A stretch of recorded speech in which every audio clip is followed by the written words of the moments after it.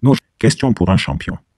Pourquoi à chaque fois qu'il y a un procès en dehors des frontières de la Côte d'Ivoire, Alassane Ouattara le perd? Par exemple, à la CPI, le président Laurent Gbagbo a gagné. À la Cour africaine des droits de l'homme et des peuples, Guillaume Soro a gagné. Les magistrats ivoiriens n'ont-ils pas le niveau ou sont-ils incompétents? Après le désaveu cinglant infligé au président Ouattara par la CPI, la logique aurait commandé que le ministre de la Justice Sansan Kambilé soit limogé. C'est tout le système judiciaire de la Côte d'Ivoire qui est indexé et se trouve totalement discrédité.